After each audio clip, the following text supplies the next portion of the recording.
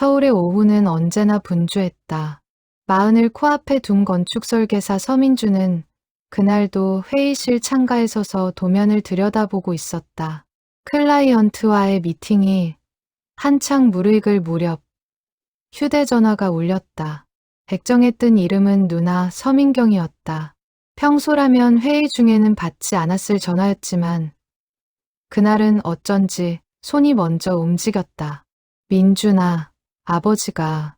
누나의 목소리는 이미 갈라져 있었다. 아버지가 갑자기 쓰러지셨어. 지금 병원으로 가고 있는데 의사 말로는 마음의 준비를 하라고 하셔. 수화기 너머의 말이 채 끝나기도 전에 민주는 이미 사무실 문을 향해 걷고 있었다. 손에 들려있던 도면이 바닥으로 떨어지는 소리도 동료들이 놀라 부르는 소리도 그의 귀에는 닿지 않았다. 오직 한 가지 생각만이 머릿속을 가득 채웠다. 아버지, 서태환. 평생을 방울제의 이장으로 살아온 사람. 75해를 그 작은 마을에 바친 사람이 쓰러졌다는 그 말이 도무지 믿어지지 않았다. 고속도로를 달리는 3시간 동안 민준의 머릿속에는 수많은 장면이 스쳐갔다. 차창 밖으로 빌딩들이 점점 낮아지고 논밭이 펼쳐지기 시작했다. 그는 운전대를 쥔 손에 자꾸만 힘이 들어가는 것을 느꼈다. 속도를 줄여야 한다는 생각과 한시라도 빨리 도착해야 한다는 마음이 끊임없이 부딪혔다. 문득 보름 전의 통화가 떠올랐다. 아버지는 평소와 다르게 한참을 머뭇거리다 입을 열었다.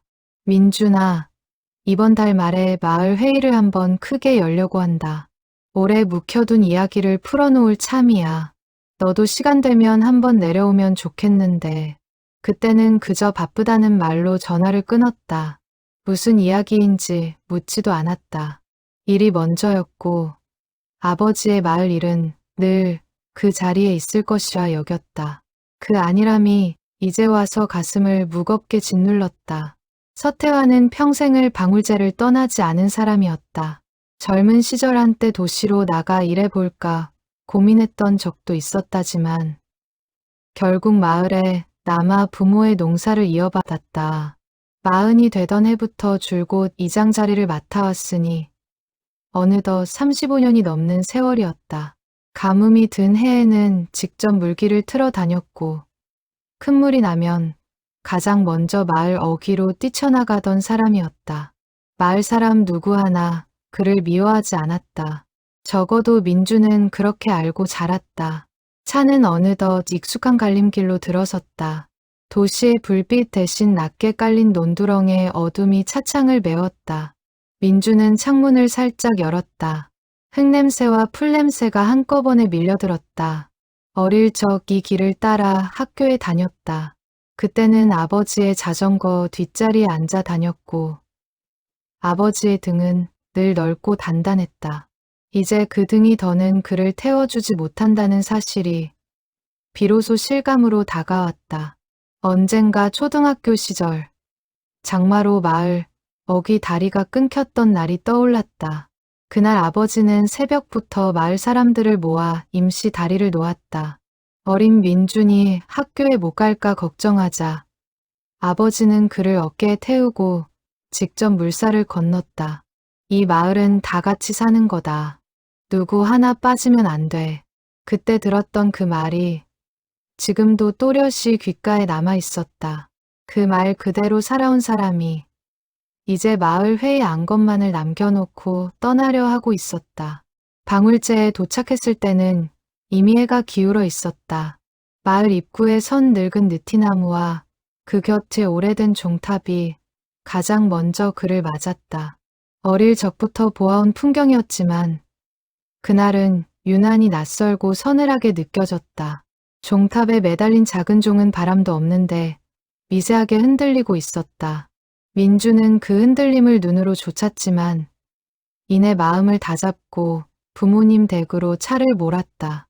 마당에는 이미 마을 사람들이 모여 있었다. 흰 천이 드리워진 평상, 낮게 흐느끼는 소리, 향냄새, 모든 것이 그가 두려워하던 그대로였다. 마당 한편에는 동네 아주머니들이 모여 앉아 육개장을 끓이고 있었고 마루 위에는 영정 사진이 놓여 있었다. 사진 속 아버지는 마을회관 앞에서 환하게 웃고 있었다. 불과 한 달 전 동네 잔치 때 찍은 사진이라고 했다. 그 웃음이 너무도 평소와 같아서 민주는 도무지 이것이 현실이라는 게 믿기지 않았다. 어머니 윤옥부는 마루 끝에 주저앉아 허공을 바라보고 있었다. 머리는 헝클어져 있었고 한복 치마 끝은 흙으로 얼룩져 있었다. 민준이 다가가자 어머니는 그제야 정신이 든 듯 아들의 손을 붙잡았다. 민준아, 내 아버지가 회의 준비를 하다가 서류를 펼쳐놓은 채로 그 자리에서 어머니는 더 말을 잇지 못했다. 상가에는 마을 사람들 외에도 인근 면사무소 직원들과 평소 아버지와 농협, 일로 알고 지내던 이들까지 찾아와 자리를 지켰다. 다들 한마디씩 같은 말을 되풀이했다. 이런 어른이 또 어디 있겠냐는 말이었다.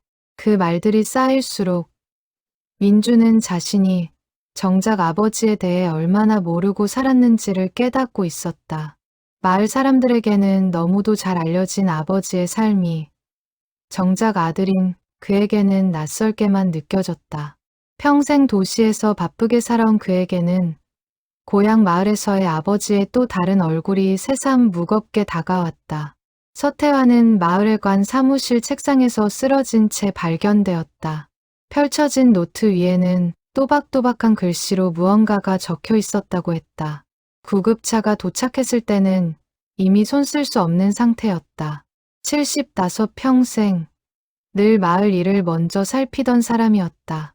그 마지막 순간조차 그는 마을의 회의를 준비하고 있었다. 장례는 마을 풍습대로 사흘장으로 치러졌다. 방울제의 모든 집이 상가를 찾았다. 평생을 이장으로 살아온 이의 마지막 길이었다. 조문객들의 줄은 끝없이 이어졌고 그 가운데 유독 한 사람의 그림자가 민준의 눈에 걸렸다. 마을 노인회장 정해철이었다. 그는 상가 마당 한쪽 끝에 서서 향 하나를 올리고는 절도 하지 않고 곧장 돌아섰다. 그의 눈빛에는 슬픔과는 다른 무언가가 어려 있었다. 오래 묵은 원망 같은 것이었다. 누나 서민경이 그 모습을 보고 낮게 한숨을 내쉬었다. 저 어른은 끝까지 저러시네. 아버지랑 평생 한 마을에서 사셨으면서 민주는 그 말의 의미를 깊이 헤아릴 겨를이 없었다. 장례의 절차들이 그를 쉴 새 없이 끌고 다녔다. 그러나 발인을 마치고 모두가 돌아간 그날 밤, 마을은 이상하리만치 고요했다. 그리고 그 고요 속에서 마을 입구의 낡은 종이 홀로 울렸다. 땡땡땡. 바람 한 점 없는 밤이었다. 민주는 마루에 앉아 그 소리를 듣고 있었다. 3번의 종소리가 끝나자 마을은 다시 깊은 침묵 속으로 가라앉았다. 옆에 앉아있던 어머니가 낮게 중얼거렸다. 내 아버지가 아직 못다 한 말이 있으신가 보다. 마침 마당을 가로질러 가던 동네 어른 한 분이 그 소리를 듣고 발걸음을 멈추었다. 평생 방울제에서 살아온 강 노인이었다.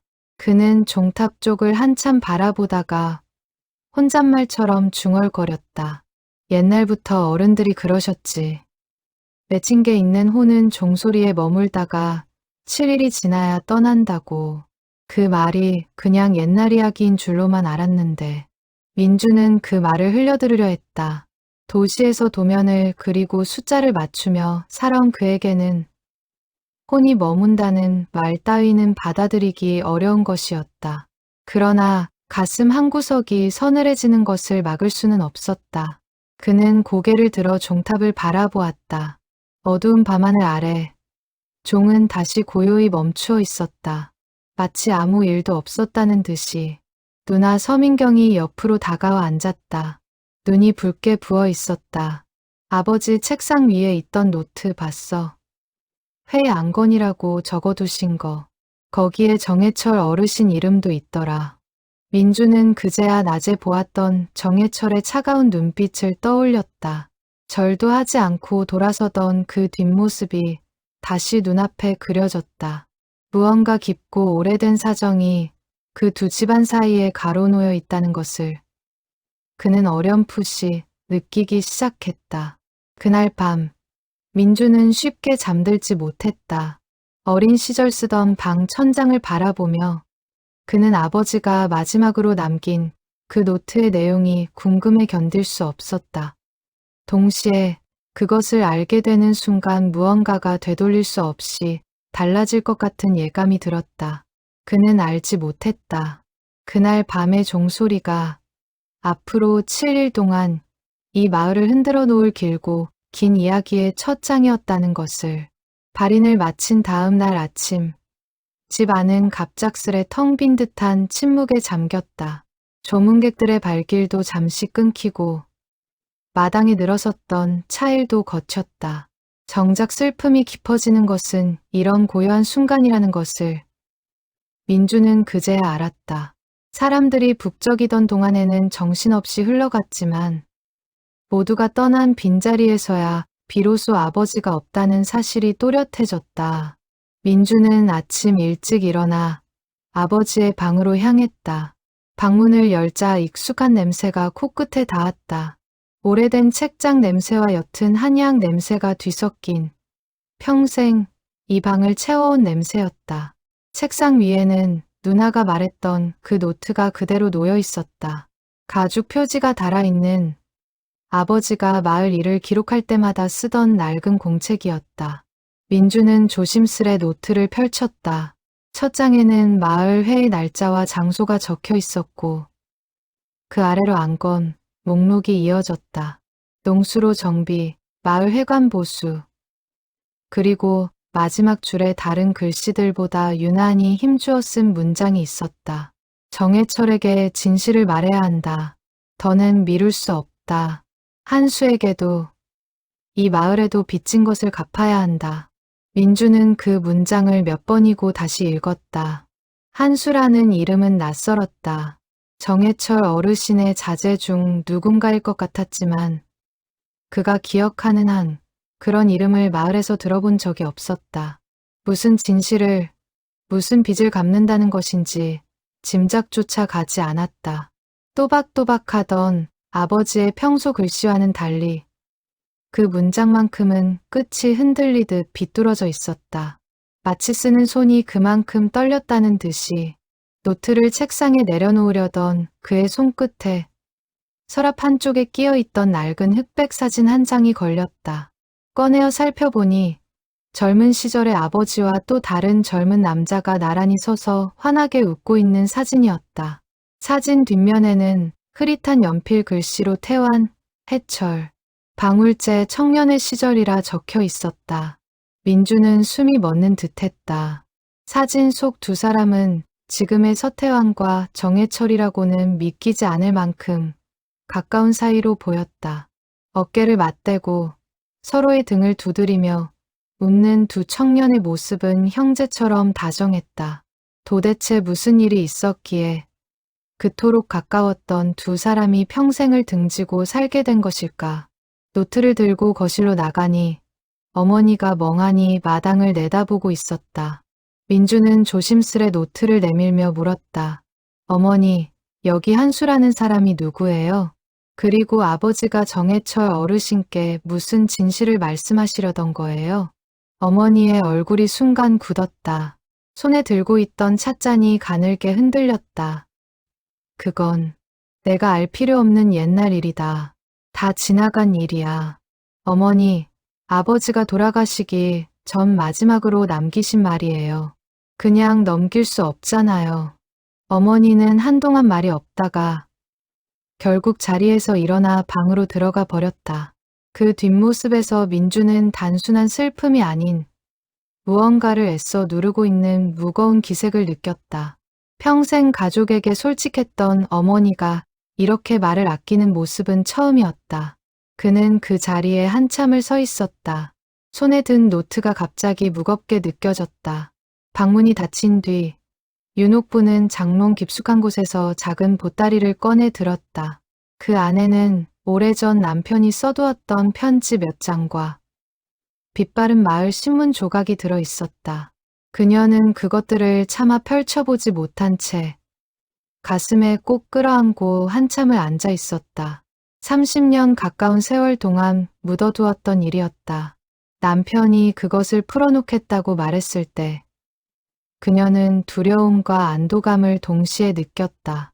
이제 그 짐을 혼자 짊어지지 않아도 될 것 같았기 때문이었다.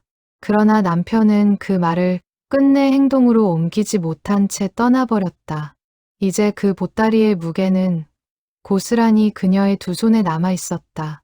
그날 오후 누나 민경이 마을 어귀의 잡화점에 다녀오겠다며 나섰고 민준도 따라 나섰다.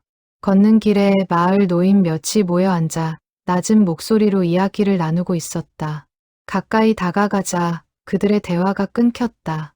다들 슬쩍 시선을 피하는 모습이 어딘가 부자연스러웠다. 마을의 공기 자체가 평소와는 다르게 가라앉아 있었다. 잡화점 주인 할머니가 두 사람을 보고는 안타까운 표정을 지었다. 이장 어른 그렇게 가시고 어젯밤에 종소리까지 울렸다며. 다들 뒤숭숭해서 그래. 옛말에 그런 게 있잖나. 맺힌 한이 있는 호는 7일 동안 종에 머문다고. 민경이 의아한 얼굴로 되물었다. 그게 무슨 말씀이세요? 처음 듣는 이야기인데요. 할머니는 손사래를 치며 목소리를 낮췄다. 우리 어릴 적부터 들어온 말이야. 방울제라는 이름도 그래서 붙은 거라고들 하지. 마음에 맺힌 일을 풀지 못하고 떠난 이는 7일 동안 저 종소리에 머물다가 여드레째 새벽에야 비로소 떠난다고. 그 안에 맺힌 걸 풀어주지 않으면 영영 마을을 떠나지 못한다는 말도 있고. 민주는 그 말을 들으며 속으로 헛웃음을 지으려 했지만 어젯밤 들었던 그 종소리가 다시 귓가에 맴돌았다. 우연이라고 치부하기에는 너무도 시기가 맞아떨어졌다. 도시에서 살아온 그에게는 낯설고 비현실적인 이야기였지만 이 작은 마을에서는 오래도록 사람들의 마음 깊은 곳에 자리해온 믿음인 듯했다. 어쩌면 그런 믿음이 오래 이어져 온 데에는 단순한 미신을 넘어선 어떤 이유가 있는 것은 아닐까 하는 생각마저 들었다. 집으로 돌아오는 길에 민경이 조심스레 입을 열었다. 민준아, 나도 사실 어렴풋이 알아. 아버지랑 정해철 어르신 사이에 옛날에 무슨 일이 있었던 것 같아. 우리 어릴 때 그 집 막내 아들 이야기가 한동안 마을에 돌았었거든. 그러다 어느 순간부터 다들 그 이야기를 안 꺼내게 됐어. 마치 약속이라도 한 것처럼. 그 막내 아들이 한수라는 사람이야? 아마 그럴 거야. 정확히는 모르겠어. 워낙 오래전 일이라. 우리가 초등학교 다닐 때쯤이었으니까. 저녁 무렵 마을회관 앞을 지나던 두 사람은 정해철의 집 쪽에서 흘러나오는 낮은 말소리를 들었다. 정해철이 며느리로 보이는 여인에게 무언가 단단히 이르는 듯한 목소리였다. 그 집 일에는 우리가 끼어들 것 없다. 다 끝난 일이야. 그 한마디가 묘하게 가슴에 박혔다. 담장 너머로 슬쩍 보인 정해철의 옆모습은 평소 마을 행사에서 보던 호탕한 노인회장의 모습과는 사뭇 달랐다. 어깨가 굽어 있었고 두 눈에는 깊은 그늘이 내려앉아 있었다. 그날 밤 민주는 다시 아버지의 방에 앉아 노트를 들여다보았다. 마지막 장에는 회의 날 발언 순서까지 메모되어 있었다. 아버지는 분명 무언가를 작정하고 있었다. 30년이 넘도록 미뤄온 진실을 죽기 전 마지막으로 풀어놓으려 했던 것이다. 그리고 그 진실을 듣지 못한 채 아버지는 떠나버렸다. 밤이 깊어지자 또다시 마을 어귀에서 종소리가 울렸다. 이번에는 두 번이었다. 민주는 창문을 열고 어두운 마을을 내려다보았다. 아무도 종탑 근처에 없었다. 바람도 불지 않았다. 그는 천천히 깨닫기 시작했다. 이것은 단순한 우연이 아니라는 것을, 그리고 이 노트에 적힌 마지막 문장을 풀어내는 것이 이제 자신이 짊어져야 할 몫이라는 것을. 창밖으로 보이는 종탑의 그림자가 마치 누군가를 기다리듯 고요히 서 있었다. 그는 사진과 노트를 나란히 책상 위에 펼쳐놓고 한참을 들여다보았다.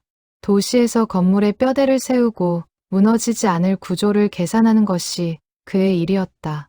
그러나 지금 그의 앞에 놓인 것은 숫자로도 도면으로도 풀 수 없는 사람과 사람 사이의 오래된 균열이었다.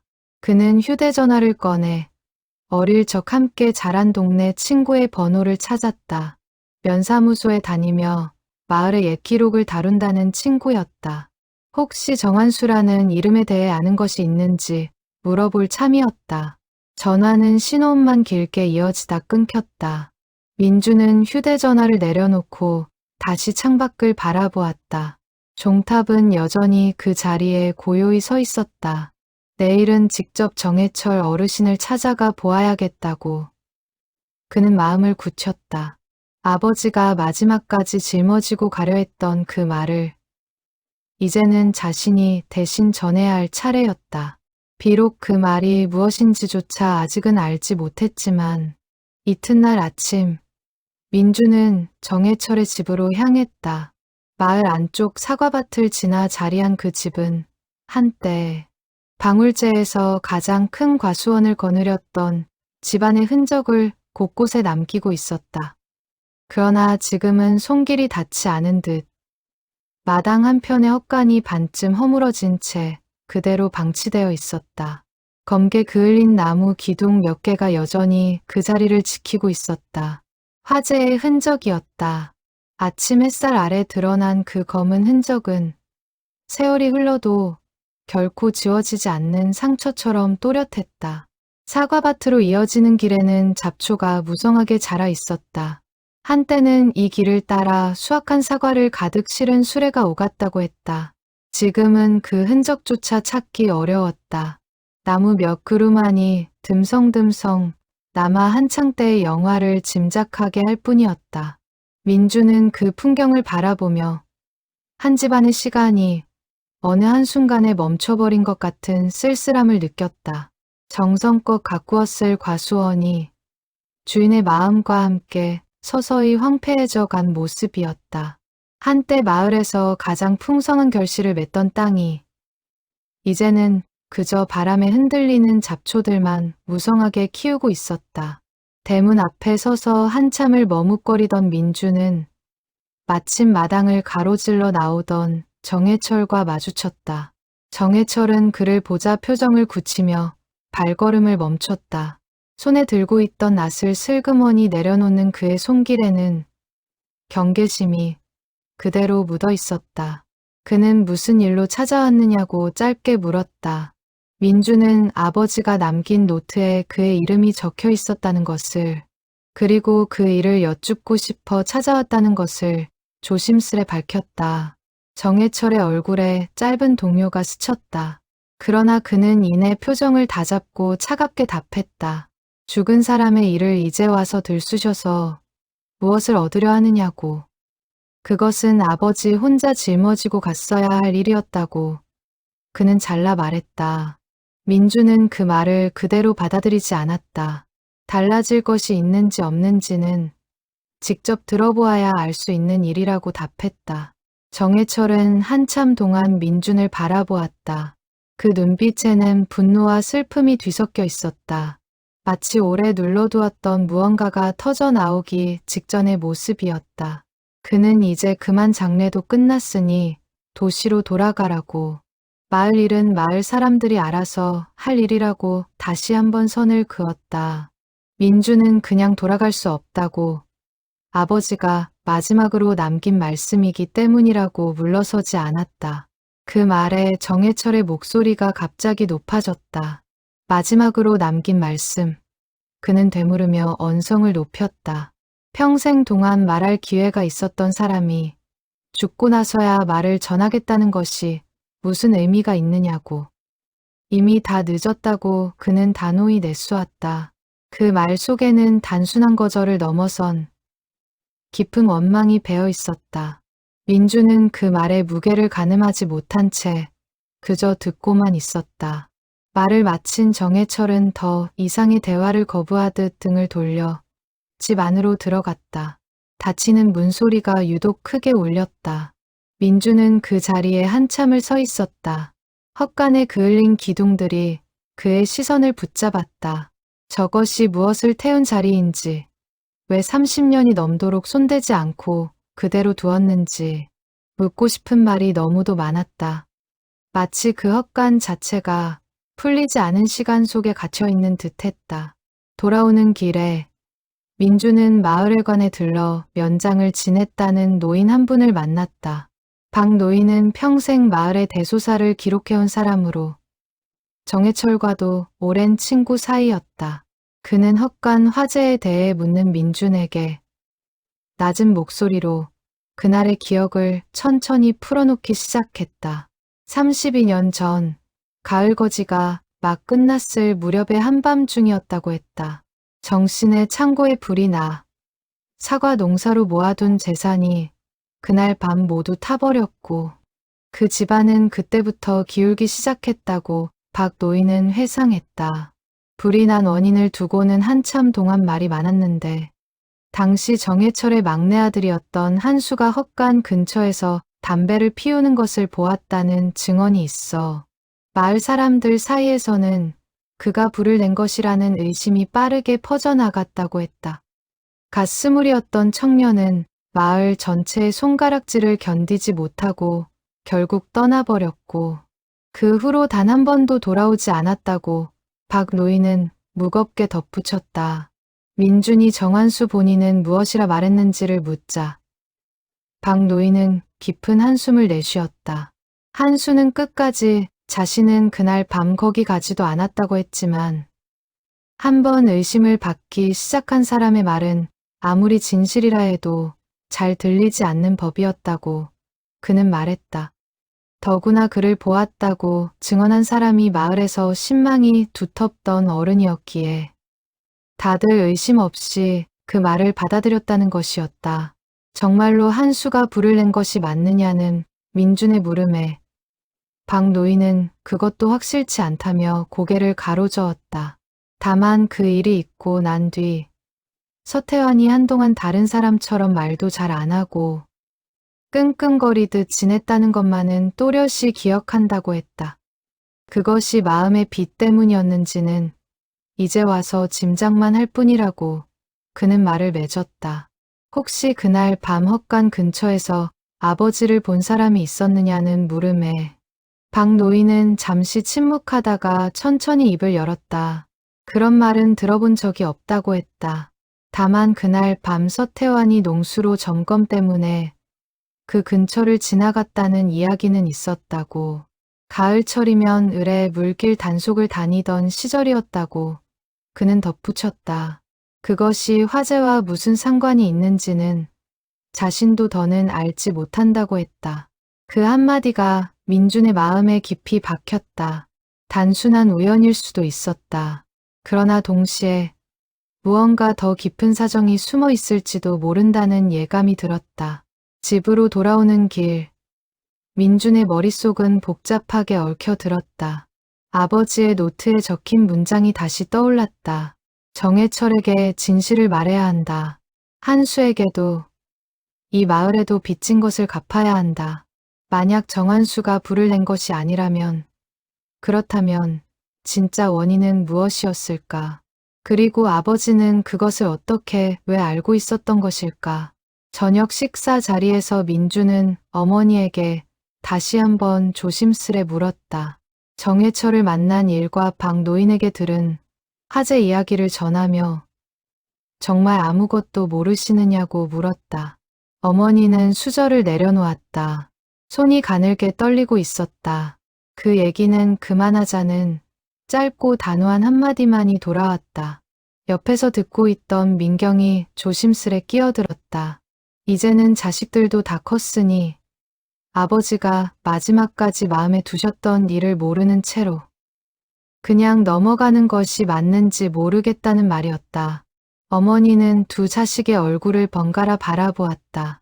그 눈빛에는 오랜 세월 쌓인 피로와 동시에 자식들에게라도 짐을 나누고 싶은 깊은 갈망이 섞여 있었다. 그러나 그녀는 끝내 입을 다물었다. 다만 조금만 시간을 달라고, 마음을 정리할 시간이 필요하다고 낮게 말할 뿐이었다. 그 떨리는 손을 보며 민주는 어머니가 무언가를 분명히 알고 있다는 것을 확신했다. 동시에 그것을 말하지 못하는 어머니의 두려움 또한 느껴졌다. 그는 더 묻지 않았다. 그러나 마음속 결심은 더욱 굳어졌다. 진실이 무엇이든 이제는 끝까지 알아내야만 했다. 그것이 아버지가 마지막으로 남긴 부탁이었고, 동시에 이 마을을 짓누르고 있는 오래된 그늘을 거두는 유일한 길이라는 것을 그는 어렴풋이 깨닫고 있었다. 그날 밤에도 종은 울렸다. 이번에는 3번이었다. 민주는 이제 그 소리를 두려움이 아닌 다른 마음으로 듣고 있었다. 마치 아버지가 그에게 무언가를 재촉하는 듯한 느낌이었다. 그는 이불 속에서 몇 번이나 몸을 뒤척이며 내일은 또 어떤 진실과 마주하게 될지를 가만히 그려보았다. 그는 마루에 나와 앉아 어두운 마을을 바라보았다. 정해철의 집 쪽에서도 작은 불빛이 새어나오고 있었다. 저 불빛 아래 한 노인 역시 잠들지 못한 채 같은 종소리를 듣고 있을 것이었다. 두 집안 모두 같은 밤하늘 아래에서 서로 다른 무게의 슬픔을 견디고 있었다. 민주는 문득 이 모든 일의 끝에 화해라는 단어가 놓여 있기를 바랐다. 그러나 그 길이 얼마나 멀고 험할지는 아직 그 자신도 가늠하지 못하고 있었다. 다음 날 민주는 마을회관 창고에 보관된 옛 문서들을 살펴보기로 했다. 이장이었던 아버지가 평생 정리해온 마을 기록들이 그곳에 쌓여 있었다. 창고 안에는 곰팡이 냄새가 옅게 배어 있었고 켜켜이 쌓인 서류함 위로 먼지가 뽀얗게 내려앉아 있었다. 좁은 창틈으로 들어온 햇살이 떠다니는 먼지, 알갱이들을 희미하게 비추고 있었다. 면사무소 직원으로 일하는 동네 후배의 도움을 받아 그는 30년 전 화재 당시의 기록을 찾기 시작했다. 두 사람은 한참 동안 말없이 서류 더미를 뒤졌다. 종이 넘기는 소리만이 창고 안을 채웠다. 누렇게 변한 서류 더미 속에서 마침내 그의 마을 일지를 발견했다. 표지는 군데군데 떨어져 나갔고 글씨는 세월에 바스라질 듯 흐려져 있었다. 민주는 조심스레 책장을 넘기며 화재가 일어난 그 가을의 기록을 찾아 내려갔다. 일지에는 화재가 난 날짜와 피해 규모가 간단히 기록되어 있었다. 정해철 가 창고 화재, 원인 미상, 피해 추정 다대. 그 옆에는 다른 필체로 작게 덧붙여진 글이 있었다. 농수로 점검 중 등유램프 취급 부주의 가능성 제기되었으나 확인 불가로 종결. 민주는 그 문장을 읽고 또 읽었다. 등유램프, 농수로 점검. 그것은 박 노인이 말했던 그날 밤 아버지가 농수로 점검을 다녔다는 이야기와 정확히 맞아떨어졌다. 그러나 일지에는 그 이상의 내용이 적혀 있지 않았다. 누군가가 의도적으로 더 깊이 파고들지 않은 듯한 흔적이었다. 그는 일지를 들고 마을회관을 나섰다. 마침 거기서 우연히 마주친 동네 어른, 화재 당시 소방을 도왔다는 임 노인에게 그날 밤의 기억을 물었다. 임 노인은 먼 곳을 응시하며 천천히 그날을 떠올렸다.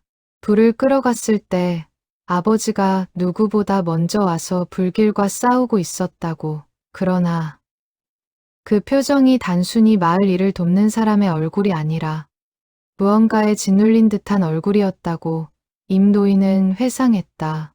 민준이 그 무렵 아버지가 등불을 가지고 다니는 것을 본 적이 있느냐고 묻자 임 노인은 그 시절엔 다들 농수로 점검을 다닐 때면 등유램프를 들고 다녔다고. 아버지도 그날 그쪽 물길을 점검하러 갔다고 했었다며 고개를 갸웃거렸다. 그것이 화재와 무슨 상관이 있느냐고 되묻는 그 말에 민주는 차마 자신의 의심을 입 밖에 낼 수 없었다. 만약 그날 밤 아버지가 들고 다닌 등불에서 시작된 불씨가 헛간으로 옮겨 붙은 것이라면, 그리고 그 사실을 알면서도 마을의 의심이 정한수에게 향하도록 방관했다면, 그것이 사실이라면 아버지는 30년이 넘는 세월 동안 그 죄책감을 홀로 짊어지고 살아온 것이었다. 집으로 걸어가는 내내 민준의 머릿속에는 평생 보아온 아버지의 모습이 새로운 빛으로 다시 그려지고 있었다. 누구보다 마을 일에 헌신적이었던 사람.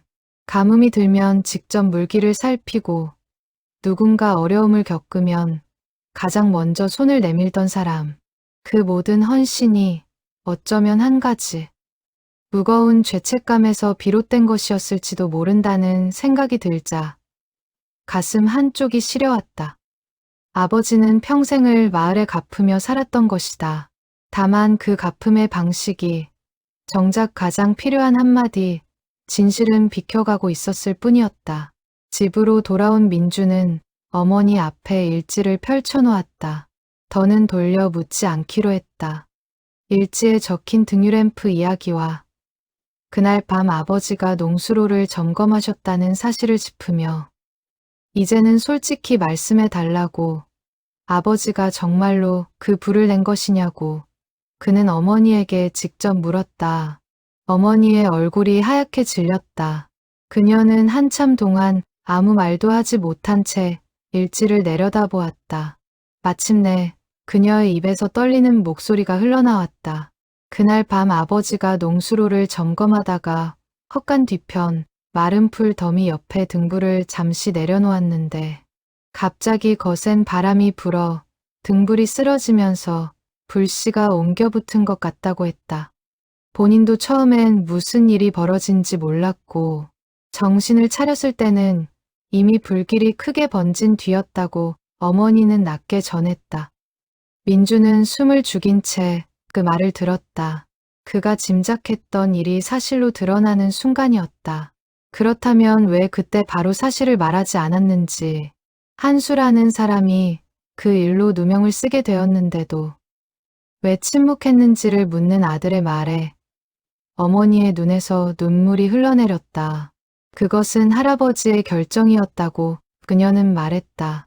그 시절 이장이었던 할아버지가 마을의 평판과 아들의 앞날을 생각해 사실을 덮기로 했다는 것이었다. 마침 그날 밤 헛간 근처에서 한수를 보았다는 증언이 있었기에 의심을 그쪽으로 돌리는 일이 한층 쉬웠다고 했다. 아버지는 처음에는 사실대로 말해야 한다며 강하게 반대했지만 끝내 할아버지의 뜻을 거스르지 못했다고. 그때는 너무 젊었고 너무 약했던 것이라고 어머니는 덧붙였다. 어머니 본인은 그 사실을 그동안 다 알고 있었느냐는 물음에는 결혼하고 한참 뒤에야 알게 되었다고 답했다. 어느 날 술에 취한 아버지가 모든 것을 털어놓았고 그날 이후 평생 단 하루도 마음 편히 지내지 못했다는 것이었다. 정해철 어른 댁에 보이지 않게 도움을 준 것도 마을 발전 기금을 마련할 때마다 그 댁 몫을 더 챙긴 것도 모두 그 죄책감 때문이었다고 어머니는 말했다. 그런데도 끝내 직접 입으로 사실을 말하지는 못했고 그것이 아버지의 가장 큰 후회였을 것이라고 그녀 자신도 몇 번이나 직접 말씀드리라고 권했지만 그때마다 아버지는 고개만 떨구고 다음에 하며 미루기만 했었다고 해상했다. 어머니의 이야기를 들으며 민주는 할아버지라는 존재를 다시 떠올렸다. 그가 태어나기도 전에 돌아가신 분이라 사진 속 근엄한 얼굴로만 기억하고 있었다. 그 시절 마을의 평판과 집안의 명예는 곧 생존의 문제와 다름없었다. 한번 마을에서 신뢰를 잃으면 그 집안 전체가 흔들릴 수 있는 시절이었다. 할아버지는 그런 시대의 논리 속에서 가장 쉬운 길을 선택한 것이었다. 그 선택이 한 청년의 인생 전체를 송두리째 바꾸어 놓았다는 것을 그때는 미처 헤아리지 못했을 수도 있었다. 그러나 그 대가는 너무도 컸고 그 무게는 결국 아들인 서태환에게 고스란히 넘겨졌다. 민주는 가슴이 먹먹해졌다.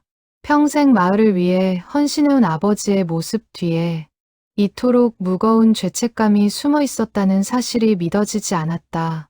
동시에 그 죄책감 속에서도 끝내 진실을 말하지 못한 아버지의 약함이 안타까웠다. 사람은 누구나 자신의 가장 약한 부분 앞에서는 한없이 작아지는 법이었다. 평생을 마을의 큰 어른으로 살아온 아버지에게도 그 화제의 기억만큼은 끝내 넘지 못한 벽이었던 것이다. 민주는 어머니에게 이제는 자신이 그 일을 마무리하겠다고 아버지가 못다 하신 그 말을 이번 회의에서 대신 전해야 할 것 같다고 말했다. 어머니는 아들의 손을 꼭 잡으며 쉽지 않을 것이라고, 정해철 어른의 한이 얼마나 깊은지 너도 보았을 것이고, 마을 사람들도 다시 그 일을 들춰내는 것을 원하지 않을 수 있다고 걱정스레 말했다. 그러나 민주는 마음을 거두지 않았다. 그래도 해야 해요. 아버지가 마지막으로 적어놓으신 그 한 문장 때문에 7일 동안 떠나지도 못하고 계신 거잖아요. 그날 밤 마을 어귀에서 또 종이 울렸다. 이번에는 유난히 길게 4번이나 이어졌다. 민주는 그 소리를 들으며 두 주먹을 꼭 쥐었다. 이제는 더 이상 물러설 수 없었다. 창밖으로 보이는 종탑 너머 정해철의 집에서도 작은 불빛이 흔들리고 있었다. 같은 밤, 같은 종소리를 들으며 살아가는 두 집안이 30년이 넘는 세월 동안 서로 다른 무게의 고통을 짊어지고 있었다는 사실이 새삼 무겁게 다가왔다. 한쪽은 누명의 고통을, 다른 한쪽은 침묵의 죄책감을, 그리고 이제 그 두 고통을 함께 풀어낼 사람은 다른 누구도 아닌 자신이라는 것을 민주는 마음 깊이 받아들이고 있었다. 그는 아버지의 노트를 다시 펼쳤다. 마지막 문장 위에 손끝을 가만히 올려놓았다. 마치 그 글씨를 쓴 손의 온기를 느끼려는 듯이. 남은 날들은 사흘뿐이었다. 그 사흘 안에 그는 아버지가 평생 풀지 못한 매듭을 풀어내야 했다. 다음 날 아침, 누나 민경이 어머니와 민준이 나눈 이야기를 전해 듣고는 한동안 말을 잇지 못했다. 평생 자신이 알아온 아버지의 모습과 어젯밤 들은 이야기 속의 아버지가 너무도 달랐기 때문이었다. 그녀는 거실 창가에 서서 한참을 멍하니 마당을 바라보았다. 아침 햇살이 마당의 감나무 그림자를 길게 늘어뜨리고 있었지만 그녀의 눈에는 아무것도 들어오지 않는 듯했다.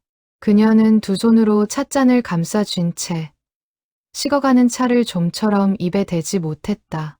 민경은 아버지가 그렇게 완벽한 사람이라고는 생각하지 않았지만 이렇게까지 큰 짐을 평생 숨기고 살았을 줄은 몰랐다고 낮게 말했다. 복잡한 것이 아니라 그저 아버지께 미안하다고, 좋은 아버지로만 기억하고 살았는데 그 뒤에서 얼마나 힘드셨을지를 생각하면 가슴이 아프다고 했다. 찻잔을 내려놓으며 그녀는 다시 이 일을 회의에서 다 밝힌다고 해서 정말 좋아질 수 있을지를 걱정했다. 자칫하면 아버지의 명예에 더 큰 흠이 될 수도 있고 마을 사람들이 어떻게 받아들일지도 알 수 없었기 때문이었다. 민준 역시 그 점이 걱정스러웠다. 그러나 아버지가 마지막까지 적어두신 말씀이었고 정한수라는 사람은 평생 누명을 쓰고 마을을 떠나야 했던 사람이었다. 그 사람의 입장에서 생각하면 명예보다 더 중요한 것이 있는 게 아니겠냐고 그는 차분히 말했다. 그 말에 민경은 한동안 말없이 고개를 숙이고 있다가 천천히 끄덕였다. 우리 집의 명예보다 그 사람이 겪어온 세월이 더 무거운 것이라고 그녀도 마음을 정리했다. 그날 오후 민주는 정한수의 행방을 찾기 위해 백방으로 수소문했다. 면사무소 후배의 도움으로 정한수가 한 지방 도시에서 작은 인테리어 사업체를 운영하고 있다는 사실을 알아냈다. 그가 떠난 뒤로도 한동안은 객지에서 막노동을 전전하며 살았다고 했다. 그러다 손재주를 인정받아 작은 가게를 차리게 되었고 이제는 제법 자리를 잡고 살아가고 있다는 소식이었다. 그 이야기를 듣는 동안 민주는 한 사람이 고향을 떠나 홀로 일어서기까지 견뎌야 했을 세월의 무게를 가만히 헤아려 보았다. 연락처를 손에 넣은 민주는 한참을 망설이다 전화를 걸었다. 휴대전화를 든 손에 땀이 배어났다. 무슨 말로 첫 인사를 건네야 할지 좀처럼 갈피가 잡히지 않았다. 신호음이 몇 번 울리고 낮고 조심스러운 목소리가 전화기 너머로 들려왔다. 수화기를 든 민준의 손끝이 가늘게 떨렸다. 한 사람의 인생을 송두리째 뒤흔들 수도 있는 대화의 시작이었다. 그는 잠시 눈을 감고 마음을 가라앉힌 뒤 자신이 방울제에 살던 서태환의 아들이라고 천천히 자신을 밝혔다. 전화기 너머로 짧은 침묵이 흘렀고 이내 그 마을 이름은 오랜만에 듣는다는 차갑게 가라앉은 목소리가 돌아왔다. 민주는 숨을 한번 가다듬고 본론을 꺼냈다. 아버지가 얼마 전 돌아가셨고 돌아가시기 전 그에게 진실을 말해야 한다는 메모를 남기셨다고. 그것이 30년 전 화재에 관한 일이라고 조심스레 전했다. 긴 침묵이 흘렀다. 마침내 떨림이 섞인 정한수의 목소리가 다시 들려왔다. 이제 와서 그런 이야기를 왜 꺼내느냐고. 그때 마을 사람 누구도 자신의 말을 믿어주지 않았다고. 그날 밤 그 근처에 가지도 않았다고 그렇게 말했는데도 아무도 듣지 않았다고. 그는 떨리는 목소리로 되물었다. 민주는 아버지가 그 불을 낸 것 같다고. 농수로를 점검하다가 등불을 잘못 두신 것이 화재의 원인이었던 것 같다고. 그런데 할아버지가 마을 평판을 생각해 그 사실을 덮고 의심이 그에게로 향하도록 두었다고 천천히 전했다. 전화기 너머에서 짧은 숨소리가 들렸다. 오랫동안 참아왔던 무언가가 한순간에 터져 나오려는 것을 애써 누르는 소리였다. 그 말을 믿어도 되는지 정한수는 한참을 묻고 또 물었다. 30년이 넘는 세월 동안 다시는 그 마을에 가지 않겠다고 다짐하며 살아왔다고. 부모님을 뵈러 가는 일도 명절에만 잠깐. 그것도 남들 눈을 피해 밤늦게 다녀가곤 했다고. 동네 사람들 얼굴을 보는 것이 두려웠다고. 그는 낮게 토로했다. 그 말에 민주는 가슴이 아려왔다. 한 사람의 인생 전체가 단 하나의 거짓, 의심 때문에 이토록 뒤틀려 있었다는 사실이 새삼 무겁게 다가왔다. 민주는 이번 주 마을에서 회의가 열린다고. 아버지가 생전에 준비하셨던 마지막 회의라고. 그 자리에서 진실을 밝히려 한다고 전하며 가능하다면 그도 와주었으면 좋겠다고 청했다. 아버님과도 오랫동안 떨어져 지내지 않았느냐는 말도 덧붙였다. 정한수는 한참 동안 대답하지 않았다. 전화기 너머로 옅은 숨소리만이 길게 이어졌다. 생각해 보겠습니다. 그는 짧게 답하고는 전화를 끊었다. 통화를 마친 민주는 한동안 휴대전화를 손에 쥔 채 가만히 서 있었다. 정한수의 목소리에 담긴 깊은 상처가 귓가에 오래도록 맴돌았다. 한 가정의 거짓 하나가 또 다른 가정 전체를 무너뜨린 것이었다. 그리고 그 거짓을 풀어내는 일이 이제 자신의 손에 놓여 있었다. 그는 창밖을 내다보았다. 해가 뉘엿뉘엿 기울고 있었다. 정한수가 평생 짊어졌을 외로움과 그 외로움 속에서도 묵묵히 자신의 삶을 일으켜 세운 시간들을 떠올리며 민주는 새삼 한 사람의 인생이 얼마나 질긴 것인지를 생각했다. 동시에 그 질긴 삶 속에서도 아물지 않은 상처가 분명히 남아있다는 것을 전화기 너머의 떨리는 목소리가 똑똑히 말해주고 있었다. 저녁, 민주는 마을 청년회장을 찾아가 회의를 다시 열 수 있도록 도움을 청했다. 청년회장은 마을회관 앞 평상에 걸터앉아 한참을 듣더니 무거운 표정으로 고개를 가로저었다. 해는 이미 산 너머로 거의 넘어가 평상 위로 긴 그림자가 드리워져 있었다. 굳이 다시 그 일을 들춰내야 하는지. 정해철 어르신도 이제 연세가 많으신데 괜히 마음을 더 상하게 하는 것은 아닌지. 그냥 조용히 지나가는 것이 모두를 위한 길일 수도 있다는 것이 그의 솔직한 마음이었다. 민주는 그 말에도 일리가 있다고 인정했다. 그러나 정한수라는 사람의 30년을 생각하면 그냥 넘어갈 수가 없다고 그는 답했다. 청년회장은 마을 사람들 중에는 그냥 덮어두고 싶어 하는 이들도 많다고, 다들 연배도 있으시고 이제 와서 예실로 시끄러워지는 것을 원하지 않을 수도 있다고 거듭 말했다. 민주는 그 말을 들으며 마음이 무거워졌다. 진실을 밝히는 일이 누군가에게는 또 다른 부담으로 다가갈 수도 있다는 것을 그는 비로소 깨닫고 있었다. 그러나 동시에 정한수가 전화 너머로 내뱉은 그 떨리는 목소리를 떠올리며 결심을 거두지 않았다. 진실을 외면하는 평화와 진실을 마주한 뒤에 찾아올 평화는 분명 다른 무게를 지니고 있을 것이었다. 조용히 지나가는 것이 정한수에게도 좋은 일일지 그는 청년회장에게 되물었다. 30년 동안 죄인처럼 살아온 그 사람의 누명을 이제라도 벗겨드려야 하지 않겠느냐는 물음이었다. 청년회장은 그 말에 아무 대답도 하지 못했다. 민주는 그의 어깨를 가만히 두드리고 자리에서 일어났다. 집으로 돌아가는 길, 마을은 어둠에 잠겨 있었고 종탑만이 희미한 달빛을 받아 고요히 서 있었다. 남은 날은 이틀이었다. 길을 걸으며 민주는 낮에 받은 정한수의 짧은 대답을 곱씹었다. 생각해 보겠습니다. 그 한마디 안에는 받아들임도 거절도 아닌 30년의 망설임이 고스란히 담겨 있었다. 그는 그 망설임을 탓할 수 없었다. 자신이 그 입장이었다면 단 한 번의 전화로 마음을 열 수 있었을지 스스로도 알 수 없었다. 다만 바랄 수 있는 것은 그 망설임의 끝에 작은 틈이라도 열리는 것이었다. 집에 도착한 민주는 마루에 앉아 밤하늘을 올려다보았다. 별빛 아래 마을은 그가 어릴 적 기억하던 그 평화로운 모습 그대로였다.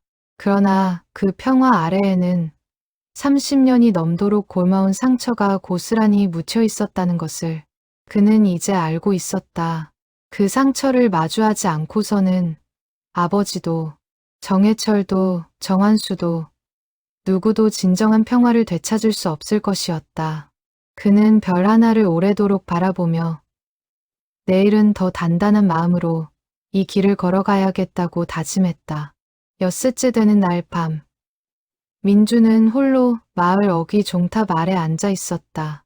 회의를 열겠다는 결심은 굳혔지만 정해철의 마음을 어떻게 돌려야 할지, 마을 사람들을 어떻게 설득해야 할지 막막함이 가슴을 짓눌렀다.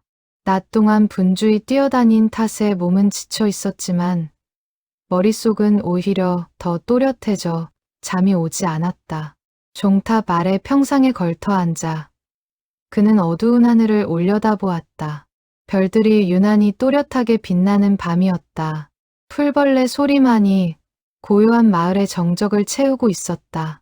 도시에서는 이렇게 많은 별을 본 적이 없었다. 빌딩 불빛에 가려 밤하늘은 늘 희뿌연색으로만 존재했다. 그러나 이곳 방울제의 밤은 달랐다. 어릴 적 아버지와 함께 마당에 누워 별자리를 헤아리던 기억이 떠올랐다. 그때 아버지는 늘 이렇게 말했다. 별은 멀리서도 길을 알려준다. 사람도 마찬가지야. 멀리 떨어져 있어도 마음만 있으면 길을 찾을 수 있어. 그 말이 지금처럼 절실하게 다가온 적은 없었다. 도면 위의 직선과 곡선만을 다루던 그의 손이 오늘 밤만큼은 보이지 않는 길을 더듬고 있었다. 바람이 불지 않는데도 종이 다시 한번 낮게 울렸다. 땡. 단 한 번이었다. 민주는 고개를 들어 종을 바라보았다. 줄도 흔들리지 않았는데 소리만이 허공을 울리고 있었다. 그는 천천히 자리에서 일어나 종탑 가까이 다가갔다. 아버지. 그는 낮게 중얼거렸다. 저 잘하고 있는 걸까요? 정해철 어르신은 끝까지 안 들으려고 하시고 마을 사람들도 다시 그 일을 들춰내는 걸 원하지 않는 것 같아요. 저 혼자서 이걸 다 풀어낼 수 있을지 모르겠어요. 대답은 없었다. 다만 멀리서 불어온 바람이 종탑 끝의 풍경을 가볍게 흔들었다. 그 소리가 마치 누군가의 작은 위로처럼 느껴졌다. 집으로 돌아온 민주는 아버지가 평생 쓰던 낡은 라디오 앞을 지나쳤다. 오래되어 손잡이가 다른 라디오였다. 그가 무심코 그 옆을 지나는 순간 라디오에서 갑자기 음악이 흘러나왔다. 전원이 꺼져 있던 라디오였다. 민주는 놀라 그 자리에 멈춰 섰다. 흘러나오는 곡은 아버지가 평소 즐겨 흥얼거리던 옛가요였다. 어릴 적 마을 잔치가 있을 때마다 아버지가 부르던 노래였다. 민주는 그 가락을 들으며 가슴 깊은 곳에서 무언가가 울컥 솟아오르는 것을 느꼈다. 단순한 기계 고장일 수도 있었다. 그러나 그 순간만큼은 도무지 우연이라고 치부할 수 없는 어떤 기운이 방 안을 가득 채우고 있었다. 음악은 한 소절쯤 흐르다가 다시 조용해졌다. 라디오는 다시 잠잠했다. 민주는 한참을 그 자리에 서서 꺼진 라디오를 바라보았다. 그리고 천천히 마음 한구석에서 새로운 용기가 차오르는 것을 느꼈다. 아버지가 어떤 방식으로든 그를 지켜보고 있다는 느낌이었다. 그것이 단순한 마음의 위안이든 정말로 보이지 않는 힘이든 중요한 것은 그 순간 그가 더는 혼자라고 느끼지 않았다는 사실이었다. 그날 밤 민주는 깊은 잠 속에서 짧은 꿈을 꾸었다. 꿈속에서 그는 어릴 적의 마당에 서 있었고 저 멀리 아버지가 등불을 든 채 천천히 걸어오고 있었다. 얼굴은 또렷이 보이지 않았지만 그 걸음걸이와 어깨의 모양만으로도 분명 아버지였다. 아버지는 가까이 다가오는 대신 멀리서 가만히 등불을 들어 보이고는 천천히 돌아섰다. 마치 길을 비춰주듯이. 그리고는 안개 속으로 사라졌다. 민주는 그 자리에서 무어라 부르려 했지만 목소리가 나오지 않았다. 꿈에서 깨어났을 때 그의 베개는 어느새 젖어 있었다. 다음 날 아침 민주는 평소 아버지와 가까이 지냈던 어른들을 한 분씩 찾아다니기 시작했다. 가장 먼저 찾은 이는 마을 부녀회장이었던 김노인이었다. 그녀는 평생 아버지의 일을 돕고 정해철 집안과도 가까이 지냈던 사람이었다. 마침 마당에서 고추를 말리고 있던 그녀는 민준의 얼굴을 보자마자 무언가 사정이 있음을 짐작한 듯 손을 멈추고 평상의 자리를 권했다. 민주는 자초지종을 차근차근 설명했다. 아버지의 노트, 화재의 진실, 그리고 정한수와의 통화까지. 김 노인은 이야기를 듣는 동안 몇 번이나 한숨을 내쉬었다. 눈가에는 어느새 눈물이 고여 있었다. 이장 어른이 그렇게 마음에 두고 계셨다면 풀어드려야지. 김 노인은 단호하게 말했다. 내가 정해철 어른 며느리랑은 그래도 말이 통하니까 한번 다리를 놓아볼게. 자네 혼자 애쓰는 거 나도 더는 보고만 있을 수가 없네. 그녀는 고추를 말리던 손을 탁탁 털며 자리에서 일어섰다. 마치 더 미룰 수 없는 일이라는 듯 곧장 신발을 챙겨 신었다. 그 말에 민주는 가슴이 뜨거워졌다. 모두가 외면하는 것은 아니었다.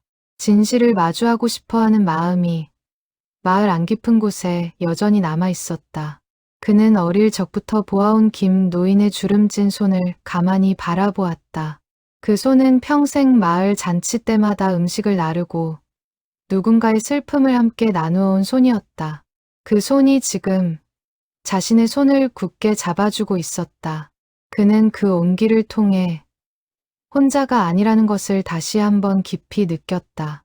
그날 오후 박 노인과 임 노인도 차례로 찾아가 같은 부탁을 전했다. 두 사람 모두 처음에는 망설였지만 결국 고개를 끄덕였다. 자네 아버지가 그렇게까지 마음에 담고 가셨다면 우리도 가만히 있을 수 없지. 박 노인이 말했다. 회의 날 나도 가서 자네 옆에 서겠네. 임 노인 역시 무거운 한숨을 내쉬며 동의했다. 그 화재 때 나도 한수를 의심했던 사람 중 하나였어. 이제 와 생각하면 그게 얼마나 가벼운 마음으로 한 일이었는지 부끄럽기도 하고, 진실이 밝혀진다면 나부터 그 아이에게 사과해야 할 일이야. 그 말을 들으며 민주는 이 일이 단지 두 집안만의 문제가 아니라는 것을 깨달았다. 한 사람을 함부로 의심했던 마을 전체의 마음이 이제 함께 풀려야 할 매듭이었다. 조금씩 마을 사람들의 마음이 움직이기 시작했다. 입에서 입으로 그 소식은 천천히 마을 곳곳으로 번져갔다. 누군가는 안도했고 누군가는 불편한 기색을 감추지 않았다. 그러나 적어도 더는 침묵 속에 묻어두기만 할 수는 없다는 공기가 마을 전체에 번지고 있었다. 그러나 여전히 가장 큰 산은 정해철이었다. 그의 동의 없이는 회의 자체가 또 다른 갈등으로 번질 수도 있었다. 민주는 다시 한번 그를 찾아가야 한다는 것을 알고 있었다. 이번에는 빈손이 아니라 마을 사람들의 마음을 함께 들고서 저녁 무렵 민경이 어머니의 보따리에서 찾아낸 또 다른 편지 한 장을 들고 왔다. 아버지가 미처 붙이지 못한 정해철에게 쓴 편지였다. 봉투에는 수신인의 이름만 적혀 있을 뿐 끝내 전해지지 못한 채 서랍 속에 남아있던 것이었다. 이거 회의 날 가져가는 게 어때? 민경이 조심스레 말했다. 아버지의 진짜 마음이 담긴 글이잖아. 우리 말보다 이 편지가 더 깊이 가닿을 수도 있어. 민주는 그 편지를 받아들고 조심스레 펼쳐보려 했다. 그러나 곧 마음을 고쳐먹고 다시 봉투를 덮었다. 이건 회의 날 모두가 함께 듣는 자리에서 처음 열어야 할 것 같아. 아버지도 그러길 바라셨을 거야. 그날 밤 종은 다시 한번 울렸다. 5번이었다.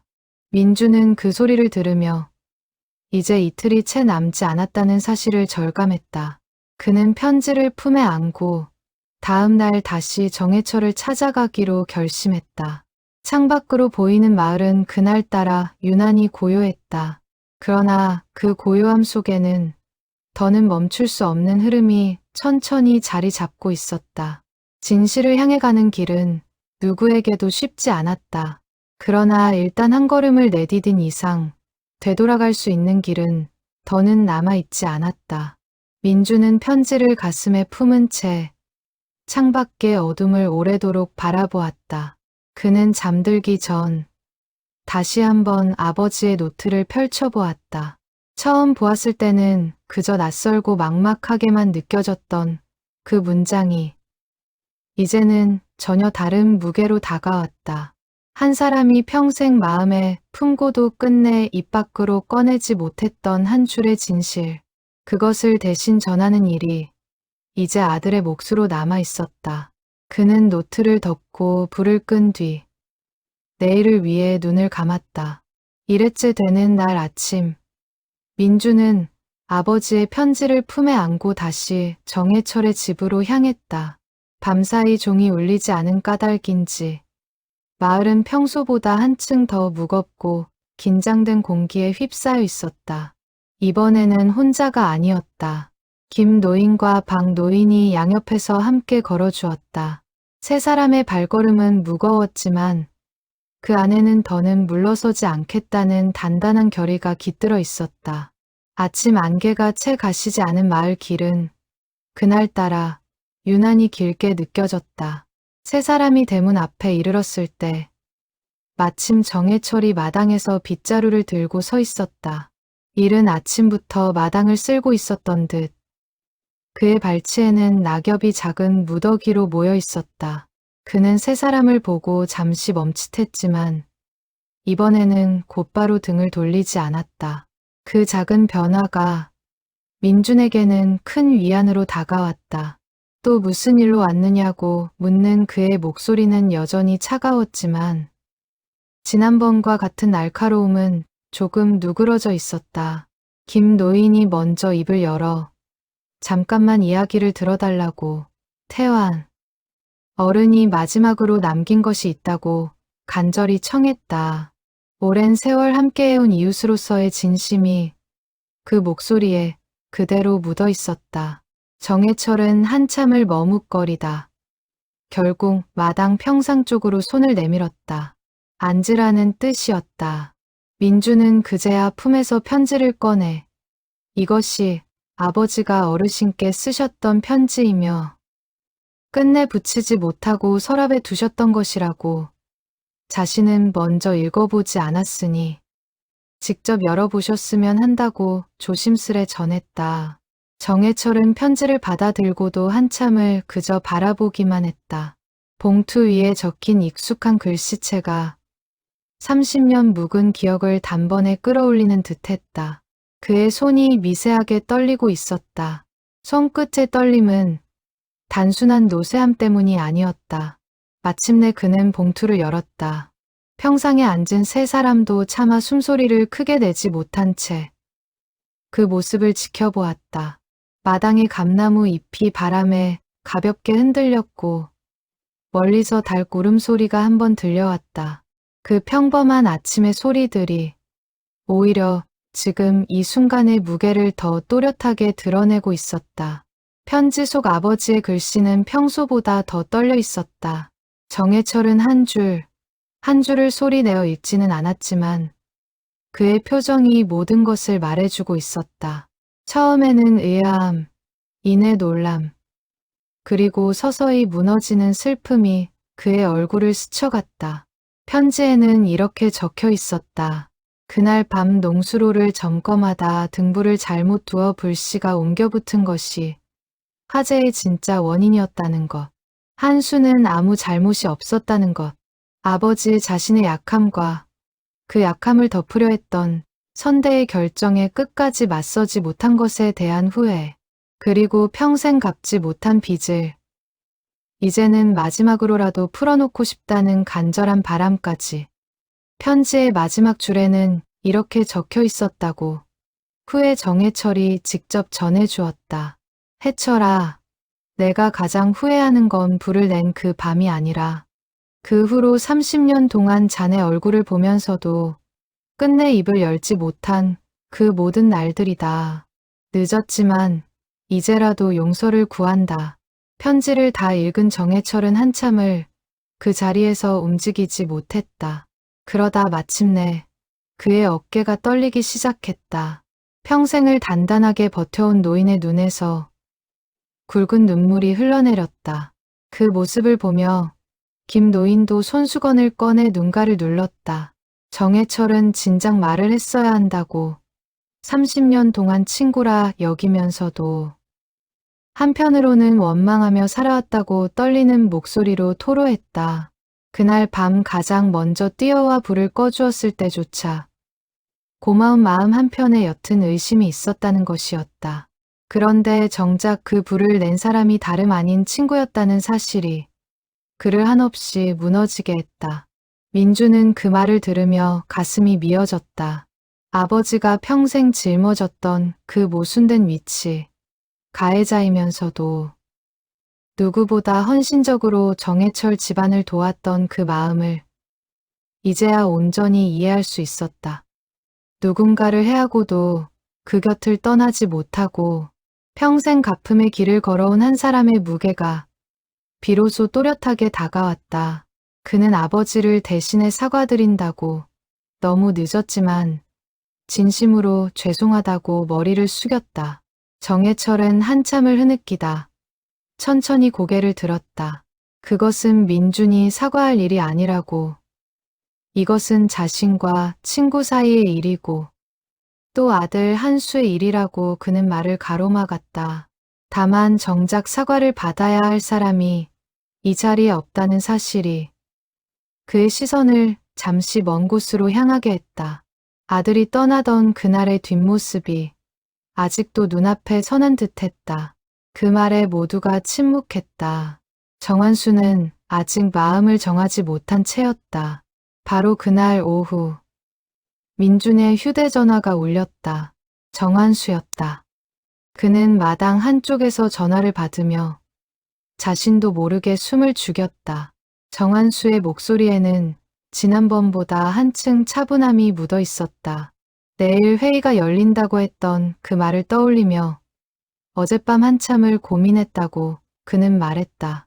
아버지께 다시 가야 할지, 가서 무슨 말을 해야 할지를 거듭 생각한 끝에 가겠다는 결심을 내렸다고 했다. 그동안 너무 오래 피해 다녔다는 생각이 들었고, 이제는 자신의 입으로도 그날 일을 똑바로 말하고 싶다는 것이었다. 민주는 가슴이 뜨거워졌다. 와주셔서 감사하다고, 아버님도 정말 많이 기다리고 계실 것이라고 답했다.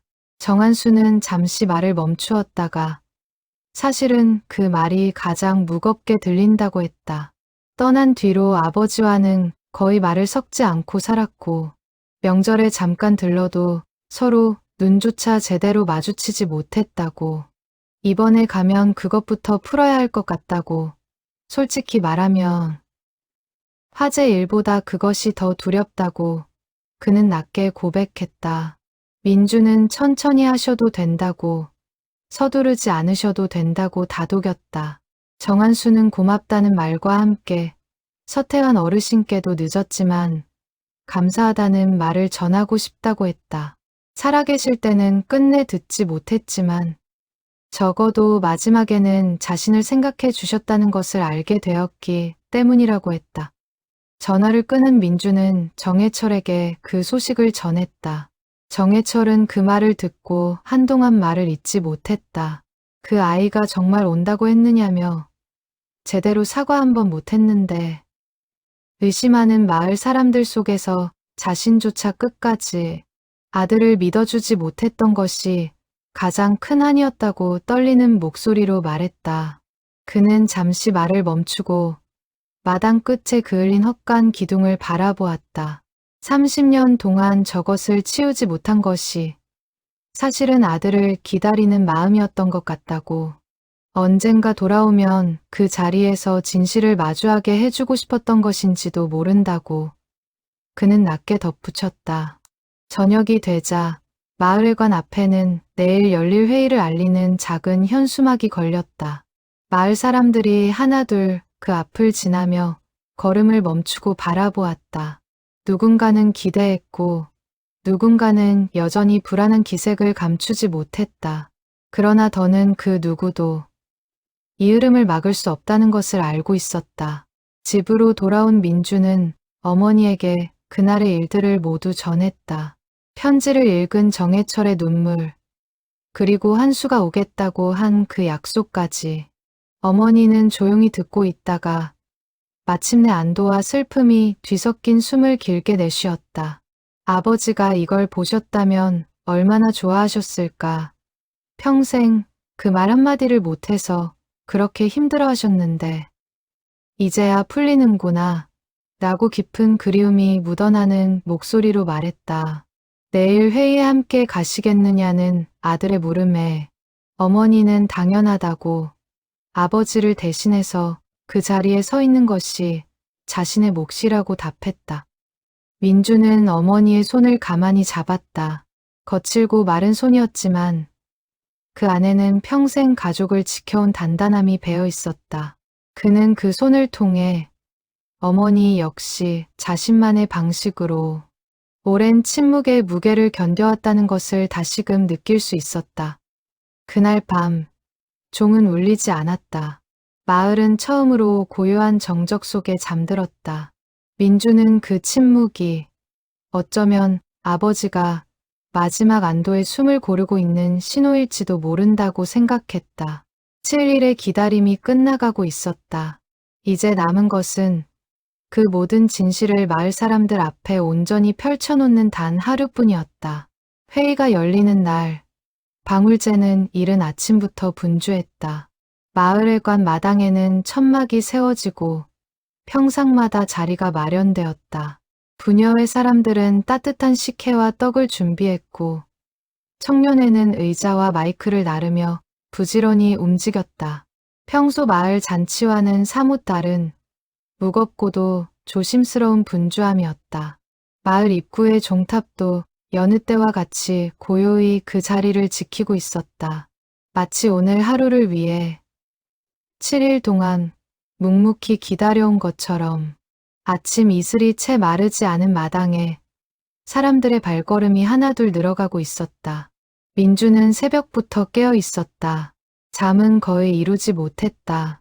아버지의 노트와 편지의 사본을 다시 한번 정리하며 오늘 해야 할 말들을 마음속으로 되짚었다. 몇 번이나 첫 문장을 고쳐 써보았지만 결국 가장 단순하고 솔직한 말이 가장 좋겠다는 결론에 이르렀다. 화려한 수사보다 있는 그대로의 진실을 전하는 것이 아버지의 뜻에 가장 가까울 것이었다. 어머니는 평소보다 일찍 일어나 정갈한 옷을 차려입었다. 장롱에서 꺼낸 옷은 남편이 이장 취임식 때 곁에서 입었던 한복이었다. 그녀는 거울 앞에서 한참을 매무새를 다듬으며 마치 남편과 함께 이 자리에 서는 듯한 마음으로 옷깃을 여몄다. 누나 민경도 아침부터 분주히 손을 보탰다.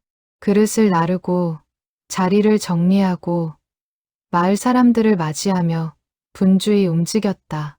그렇게 움직이는 것이 오히려 떨리는 마음을 다잡는 그녀만의 방법이었다. 오전 11시쯤 마을 어귀에 낯선 차 한 대가 들어섰다. 차에서 내린 사람은 사진 속 젊은 시절의 얼굴과 정해철의 인상이 함께 묻어나는 중년의 남자였다. 정한수였다. 30년 만에 다시 밟는 고향 땅이었다. 그는 잠시 차에서 내려선 채 낯익으면서도 낯선 마을의 풍경을 천천히 둘러보았다. 어릴 적 뛰어놀던 골목, 다니던 학교, 그리고 저 멀리 보이는 종탑까지. 모든 것이 그대로였지만 동시에 모든 것이 달라져 있었다. 그는 한동안 차 문도 닫지 못한 채 그 풍경 앞에 가만히 서 있었다. 그의 손에는 작은 종이 가방 하나가 들려 있었다. 안에는 낡은 사진 몇 장과 떠나기 전 마지막으로 마을에서 산사탕 봉지가 들어 있었다. 30년 동안 한 번도 버리지 못한 물건들이었다. 차마 가지고 다니지도 버리지도 못한 채 이삿짐 깊은 곳에 묻어두었던 것들을 오늘만큼은 품에 안고 오고 싶었다. 민준이 먼저 다가가 그를 맞았다. 와주셔서 감사합니다. 정한수는 짧게 고개를 숙이며 인사를 받았다. 그의 얼굴에는 긴장과 두려움이 동시에 어려 있었다. 30년 전 도망치듯 떠났던 그 길을 이제는 스스로 걸어 들어오고 있었다. 두 발로 다시 그 흙길을 밟는 순간 그의 가슴 속에서는 수많은 감정이 한꺼번에 일어나고 있었다. 아버지는 어디 계십니까? 댁에 계실 거예요. 모셔다 드릴까요? 정한수는 잠시 고민하다 고개를 끄덕였다. 두 사람은 함께 정해철의 집으로 향했다. 가는 길, 마을 사람들이 하나둘 정한수를 알아보고는 발걸음을 멈추었다. 누군가는 반가운 얼굴로 손을 흔들었고 누군가는 미안함과 부끄러움이 섞인 표정으로 슬쩍 고개를 숙였다. 30년 전의 그 따가운 시선은 더 이상 그 자리에 없었다. 오히려 그를 바라보는 눈빛에는 올해의 묵은 죄책감을 풀어내고 싶어하는 마음이 가득 담겨 있었다. 집 앞에 다다르자 마침 마당에 나와 있던 정해철이 아들의 모습을 발견했다. 두 사람은 한동안 마주선 채 아무 말도 하지 못했다. 시간이 멈춘 듯한 정적이 두 사람 사이를 가득 채웠다. 마당의 바람마저 잠시 숨을 죽인 듯했다. 먼저 입을 연 것은 정해철이었다. 그의 목소리는 떨리고 있었다. 한수야. 그 한마디에 정한수의 눈에서 참았던 눈물이 흘러내렸다. 아버지. 내가 미안하다. 그동안 너를 끝까지 믿어주지 못해서 의심하는 사람들 속에서 나조차 너를 온전히 믿어주지 못했어. 그게 너를 떠나게 만든 거다. 아버지, 저도 떠난 후로 한 번도 제대로 설명드리려 하지 않았어요. 그냥 도망친 거였어요. 마을 사람들 눈도 아버지 눈도 마주할 수가 없어서. 정해철은 천천히 다가가 아들의 어깨를 감싸 안았다. 굽은 어깨와 그보다 더 굽어 보이는 아들의 어깨가 서로 맞닿았다. 30년의 세월이 그 짧은 순간 속에 녹아내리는 듯했다. 두 사람 모두 한참을 그렇게 서서 말없이 어깨를 떨었다. 마당 한쪽에서 그 모습을 지켜보던 정해철의 며느리도 눈물을 훔쳤다. 그녀는 결혼 후 한 번도 시동생을 직접 만나본 적이 없었다. 그저 가족들 사이에서 조심스레 오가는 이름으로만 알고 있던 사람이 이렇게 눈앞에서 아버지와 부둥켜 안고 있는 모습을 보니 그녀 역시 가슴이 뭉클해졌다. 옆에서 그 모습을 지켜보던 민준의 눈에도 눈물이 차올랐다. 그는 조용히 한 걸음 물러나 두 사람만의 시간을 지켜주었다. 아버지가 평생 이루고자 했던 것이 바로 이 장면이었을 것이다. 비록 직접 보지는 못했지만 어딘가에서 지켜보고 있다면 분명 안도하고 있을 것이라고 민주는 믿고 싶었다. 그는 하늘을 한번 올려다보았다. 맑은 한낮의 햇살이 마당 가득 부드럽게 내려앉고 있었다. 한참 후 정해철이 눈물을 닦으며 민준을 돌아보았다. 고맙네. 자네가 아니었으면 이 순간은 영영 오지 않았을 거야. 아버지가 시작한 일이에요. 저는 그저 끝맺음을 도왔을 뿐이고요. 세 사람은 함께 마을회관으로 향했다. 가는 길, 정한수는 헛간 자리를 지나며 잠시 걸음을 멈추었다. 검게 그을린 기둥들이 여전히 그 자리에 서 있었다. 그는 한참을 그 자리를 바라보다가 낮게 중얼거렸다. 이걸 그대로 두셨었네요. 정해철이 옆에서 조용히 답했다. 언젠가 내가 돌아올 거라고 마음 한구석에서 믿고 있었던 것 같다. 그리고 그날의 일을 잊지 않으려는 마음도 있었고 누군가는 잊고 싶어 했지만 나는 잊으면 안 된다고 생각했어. 그래야 언젠가 진실이 밝혀질 거라고 믿었으니까. 정한수는 그 그을린 기둥에 손을 가만히 가져다 댔다. 30년 동안 비바람을 맞아 거칠어진 나무의 표면이 손끝에 차갑게 느껴졌다. 그는 한동안 그렇게 서 있다가 천천히 손을 떼고 돌아섰다. 이제는 더 이상 이 자리가 두렵지 않을 것 같습니다. 오후가 되자 마을회관 마당에는 점점 더 많은 사람들이 모여들기 시작했다. 멀리 떠나 살던 사람들도 소식을 듣고 찾아왔다. 평소 마을 행사에 잘 나오지 않던 이들까지 오늘만큼은 모두가 한자리에 모이려 하고 있었다. 무거운 진실이 공개되는 자리였지만 동시에 오랜 매듭이 풀리는 자리이기도 했다. 사람들의 얼굴에는 기대와 긴장이 함께 어려 있었다. 부녀회장 김노인은 마당 한쪽에서 사람들에게 자리를 권하며 틈틈이 민준을 향해 따뜻한 눈빛을 보냈다. 청년회장은 마이크 음량을 몇 번이나 점검하며 긴장한 기색을 감추지 못했다. 박 노인과 임 노인은 단상 가까운 자리에 나란히 앉아 조용히 서로 이야기를 나누고 있었다. 평생을 함께 살아온 마을 사람들이 오늘 하루를 위해 저마다의 자리에서 마음을 다잡고 있었다. 해질녘이 다가오자 하늘은 옅은 주황빛으로 물들기 시작했다. 그 빛이 마을회관 마당 가득 퍼지며 모여 앉은 사람들의 얼굴에도 따스한 색을 입혔다. 민주는 그 풍경을 바라보며 아버지가 평생 이 마을의 노후를 얼마나 많이 보아왔을지를 생각했다. 그리고 오늘이 그 노을 아래에서 아버지를 대신해서는 마지막 자리가 될 것이라는 사실을 깊이 받아들였다. 해가 서쪽으로 기울 무렵 마을회관 마당에 마련된 자리는 거의 가득 찼다. 민주는 단상 앞에 서서 잠시 눈을 감고 숨을 가다듬었다. 아버지의 노트와 편지를 양손에 꼭 쥐었다. 손끝이 가늘게 떨렸지만 마음만은 이상하리만치 차분했다.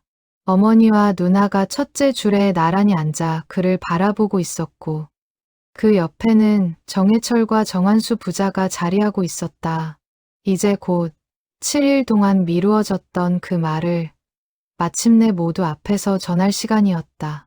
마을회관 마당, 노을이 마지막 빛을 거두어 갈 무렵, 민주는 단상 위에 올랐다. 마이크를 잡은 손이 가늘게 떨렸지만 그는 천천히 숨을 고르며 모여 앉은 사람들을 둘러보았다. 평생 이 마을을 지켜온 얼굴들이 오늘만큼은 모두 같은 마음으로 그를 바라보고 있었다. 마당 가장자리에는 어린아이를 아는 젊은 부모들도 서 있었고 거동이 불편해 지팡이를 짚고 온 노인들도 자리 한쪽을 지키고 있었다. 방울제에 사는 거의 모든 이들이 오늘 이 자리에 모인 듯했다. 마당 한쪽에 걸린 작은 현수막이 저녁 바람에 가만히 흔들리고 있었다. 그는 자신이 서태환 어른의 아들 서민준이라고 낮은 목소리로 인사를 건넸다. 그 인사의 마당은 이내 고요해졌다. 바람 한 점 없는 저녁이었다. 단상 위에 놓인 작은 전등 하나가 노트를 펼친 그의 손끝을 비추고 있었다. 멀리 마을 어귀의 종탑도 어둠 속에서 조용히 이 광경을 지켜보고 있는 듯했다. 오늘 이 자리는 아버지가 살아계셨다면 직접 열려했던 회의라고. 그는 천천히 말을 이었다. 7일 전 아버지가 이 회의를 준비하시다 갑자기 쓰러지셨고 그 책상 위에는 평생 마음에 품고도 끝내 전하지 못한 한 줄의 말이 남아 있었다고 그는 밝혔다. 노트를 펼쳐 그 마지막 문장을 또박또박 읽어 내려가는 그의 목소리가 마당 가득 또렷이 울려 퍼졌다. 정해철에게 진실을 말해야 한다. 더는 미룰 수 없다. 한수에게도 이 마을에도 빚진 것을 갚아야 한다. 그는 이 한 줄을 따라 지난 7일 동안 아버지가 평생 짊어지셨던 이야기를 알게 되었다고 말을 이었다. 마당 곳곳에서 낮은 술렁임이 일었다. 정해철과 정한수 그리고 그 가족들은 첫째 줄에 나란히 앉아 묵묵히 그 말을 듣고 있었다. 민주는 32년 전 정해철 어르신 댁헛간에 불이 났고 그날 이후 마을에서는 정한수가 그 불을 낸 것으로 의심받았지만 그것은 사실이 아니었다고 분명히 밝혔다. 그날 밤 농수로를 점검하던 아버지가 등불을 잘못 둔 것이 화재의 진짜 원인이었다는 것이었다. 마당이 일순정적에 휩싸였다. 누군가의 숨죽인 탄식이 들려왔다. 저무는 햇살 아래 사람들의 표정은 제각기 다른 빛깔의 충격을 담고 있었다. 평생 마을 일을 함께해온 어른들은 깊은 한숨을 내쉬었고 화재를 직접 기억하지 못하는 젊은 사람들은 그저 어른들의 표정을 살피며 사태의 무게를 가늠하려 했다. 그 모든 시선이 단상 위 민준의 다음 말을 기다리고 있었다. 민준은 떨리는 목소리를 가다듬으며 말을 이어갔다. 당시 이장이었던 할아버지가 마을의 평판과 집안의 앞날을 생각해 이 사실을 덮기로 했고 마침 그날 밤 헛간 근처에서 한수를 보았다는 증언이 있었기에 의심이 자연스럽게 그쪽으로 향했다는 것이었다. 아버지는 그때 강하게 반대했지만 끝내 할아버지의 뜻을 거스르지 못했고 그날 이후 평생 그 죄책감을 안고 살았다고 그는 전했다. 정해철 어르신 댁을 보이지 않게 도운 것도 늘 마음의 빚을 갚으려는 마음에서였지만 끝내 직접 입으로 진실을 말하지는 못했고 그것이 아버지의 가장 큰 후회였다고 그는 덧붙였다. 민주는 잠시 말을 멈추고 정해철과 정한수를 바라보았다. 아버지를 대신해 진심으로 사과드린다고 너무 늦었지만 이제라도 이 진실을 마을 모든 분들 앞에서 분명히 밝히고 싶었다고. 정한수는 그 화재와는 아무 상관이 없었다고 그는 또렷이 말했다. 마당 곳곳에서 흐느낌이 새어나왔다. 평생 이 마을에 살아온 사람들 모두가 그 침묵의 무게를 함께 느끼고 있었다. 임 노인이 천천히 자리에서 일어나 목맨 소리로 입을 열었다. 한수야, 내가 그때 너를 의심했던 사람 중 하나였다. 미안하다. 정말 미안하다. 그 한마디를 시작으로 마을 사람들이 하나둘 자리에서 일어나 같은 말을 건넸다. 30년 동안 마음 깊은 곳에 묻어두었던 미안함이 비로소 입 밖으로 터져 나오고 있었다.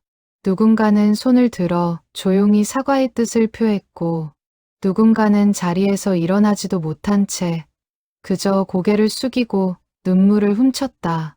한 사람의 인생을 함부로 의심했던 세월에 대한 부끄러움이 마당 전체를 무겁게 감돌았다. 정한수는 그 말들을 들으며 끝내 참았던 눈물을 쏟아냈다. 정해철이 천천히 자리에서 일어나 단상 가까이 다가왔다. 그는 마당을 가득 채운 사람들을 향해 떨리는 목소리로 자신도 한 가지 고백할 것이 있다고 말했다. 그 역시 마음 한구석에서 아들을 끝까지 믿어주지 못했고, 의심하는 사람들 속에서 자신조차 흔들렸으며, 그것이 평생 짊어진 가장 큰 후회였다고 했다. 그는 오랜벗을 향해 마지막 한마디를 건넸다. 태환이, 자네가 끝내 이 말을 전하지 못하고 떠난 것이 안타깝지만 자네 아들이 대신 전해주었으니 이제는 자네를 온전히 용서하고 다시 친구로 기억하려 하네. 그 말과 함께 정해철은 단상 위 민준의 손을 잡았다. 마당 가득 모인 사람들 사이에서 누군가가 조용히 박수를 치기 시작했다. 그 박수는 이내 마당 전체로 번져갔다. 슬픔과 안도, 미안함과 용서가 한꺼번에 뒤섞인 뜨겁고도 따뜻한 박수였다. 누구도 먼저 멈추려 하지 않았고 그 소리는 한참 동안 어두워진 마당을 가득 채웠다. 정한수가 천천히 단상 앞으로 걸어 나와 마을 사람들을 향해 고개를 숙였다. 그동안 인사도 제대로 드리지 못했다고 늦었지만 이제라도 다시 이 마을의 한 사람으로 돌아오고 싶다고 그는 떨리는 목소리로 말했다. 그 안에는 30년 만에 비로소 되찾은 단단함이 깃들어 있었다. 그 말에 마당 곳곳에서 환호와 눈물이 뒤섞인 반응이 터져 나왔다. 부녀회장 김노인이 먼저 다가가 정한수의 손을 꼭 잡으며 잘 왔다고, 정말 잘 왔다고 그의 등을 다독였다. 어머니 윤옥분도 천천히 자리에서 일어나 정해철과 정한수에게 다가가 손을 맞잡았다. 세 사람 모두 오랜 세월의 무게를 내려놓은 듯 한참을 그렇게 서로의 손을 놓지 못했다. 민주는 그 모습을 단상 위에서 내려다보며 비로소 깊은 안도의 숨을 내쉬었다. 아버지가 평생 짊어졌던 그 무거운 짐이 오늘 이 자리에서 비로소 내려놓아지고 있었다. 노을은 어느새 완전히 저물고 마당에는 하나둘 등불이 켜지기 시작했다. 그 따뜻한 불빛 아래 두 집안과 마을 사람들 모두가 오랜만에 같은 마음으로 한자리에 모여 있었다. 미움에서 시작된 자리가 용서와 화해로 마무리되고 있었다. 부녀의 사람들은 준비해 두었던 식혜와 떡을 마당 곳곳에 나누어 주기 시작했다. 누군가는 눈물을 닦으며 떡을 받았고 누군가는 옆 사람과 손을 맞잡은 채 조용히 웃음을 나누었다. 평소 서먹하게 지내던 이웃들도 오늘만큼은 서로의 안부를 묻고 어깨를 두드리며 마음을 나누었다.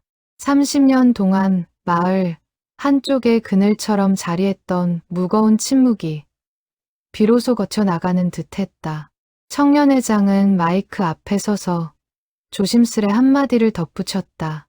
오늘 이 자리가 단순히 예시를 들춰내는 자리가 아니라 마을이 다시 하나가 되는 자리였으면 한다고.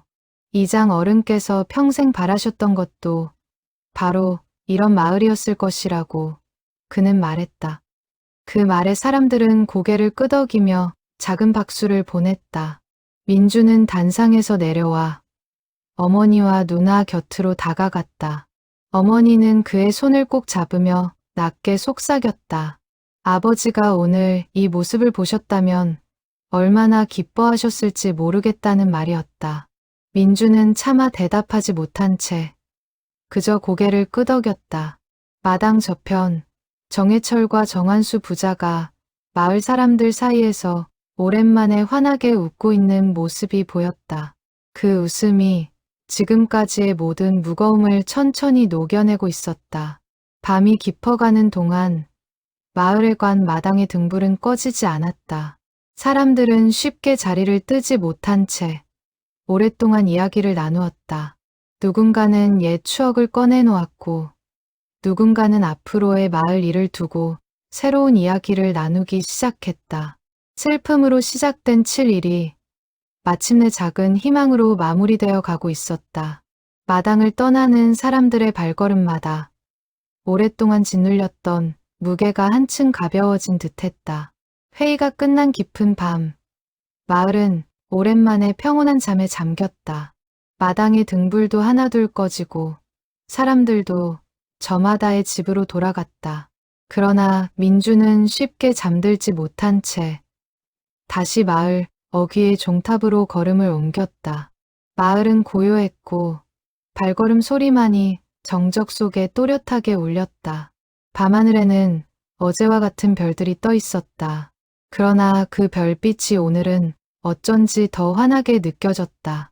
그는 종탑 아래 서서 가만히 종을 올려다보았다. 7일 동안 그를 흔들어 놓았던 그 작은 종이 오늘 밤에는 유난히 고요했다. 7일 전 처음 이 자리에 섰을 때는 두려움과 막막함 뿐이었다. 그러나 지금은 그 자리에 서서 처음으로 마음 깊이 평온함을 느끼고 있었다. 손끝에 닿는 밤바람마저 어딘가 다정하게 느껴지는 밤이었다. 아버지. 그는 낮게 입을 열었다. 오늘 아버지가 못다 하신 말씀 제가 대신 전했어요. 정해철 어르신도 한수 형님도 다들 마음을 풀었어요. 이제 아버지도 편히 가셔도 될 것 같아요. 대답은 없었다. 그러나 그 침묵 속에서 민주는 처음으로 진정한 평온함을 느꼈다. 더는 무언가에 쫓기는 듯한 조급함이 없었다. 그는 그 자리에 한참을 서서 마을을 가만히 내려다보았다. 집집마다 켜진 작은 불빛들이 저마다의 평화를 비추고 있었다. 자정이 가까워질 무렵 정해철과 정한수도 함께 마을 어귀를 거닐고 있었다. 두 사람은 우연히 종탑 아래에서 민중과 마주쳤다. 정해철이 먼저 다가와 그의 손을 잡았다. 오늘 자네 덕분에 내가 평생 못 풀었던 한을 풀었네. 자네 아버지도 이제는 마음 편히 쉬실 수 있을 거야. 정한수도 조용히 고개를 숙였다. 고맙습니다. 정말로. 세 사람은 한동안 말없이 종탑을 바라보며 서 있었다. 밤바람이 살랑이며 종탑의 풍경을 가볍게 흔들었다. 그러다 자정을 알리는 순간 종이 천천히 울리기 시작했다. 땡, 땡, 땡. 이번에는 평소와 달랐다. 종소리는 길고 부드럽게 마치 누군가가 마지막 인사를 건네듯 은은하게 울려 퍼졌다. 7번의 울림이 끝나자 종은 완전히 멈추었다. 그리고 그 후로는 다시 저절로 울리지 않았다. 민주는 그 마지막 울림을 들으며 가슴 깊은 곳에서 뜨거운 것이 차오르는 것을 느꼈다. 아버지가 마침내 평안히 떠나신 것이었다. 7일 동안 풀지 못했던 한을 내려놓고 이제는 온전히 쉴 수 있는 곳으로 향하신 것이다. 정해철도 그 종소리를 들으며 조용히 눈을 감았다. 오랜 친구에게 보내는 마지막 작별의 인사였다. 세 사람은 한참 동안 그 자리를 떠나지 못했다.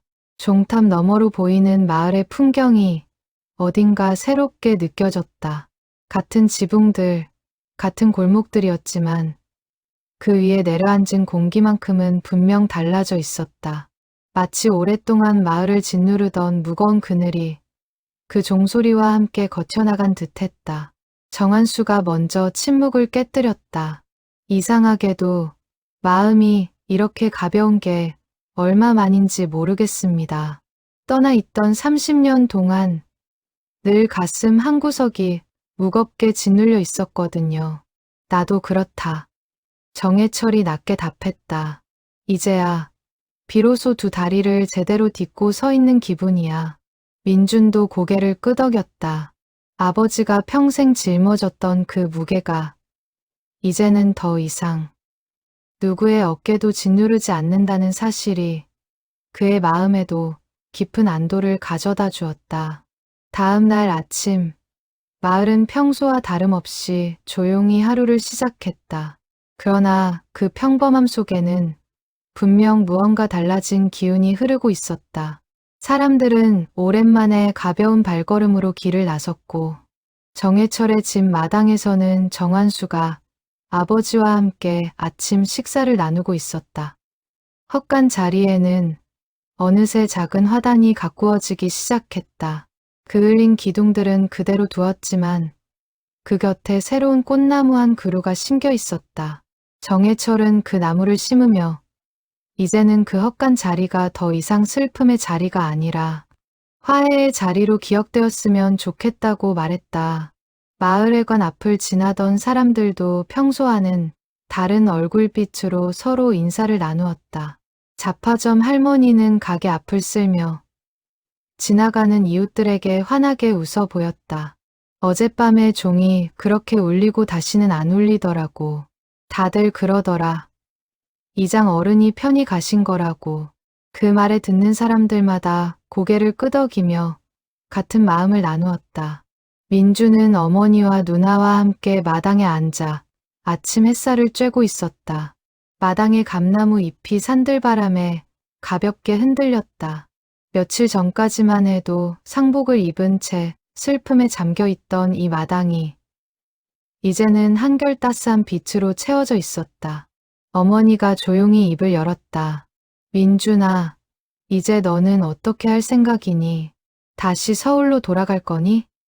민준은 잠시 생각에 잠겼다. 아직 정하지 못했어요. 하지만 한 가지는 확실해요. 이 마을을 더는 멀리서만 바라보고 살지는 않을 것 같아요. 자주 내려오고 마을 일도 거들고 아버지가 평생 지켜오신 이 자리를 저도 나누어 짊어지고 싶어요. 어머니는 아들의 손을 가만히 잡으며 미소를 지었다. 그 미소에는 오랜 슬픔 끝에 찾아온 작은 평화가 담겨 있었다.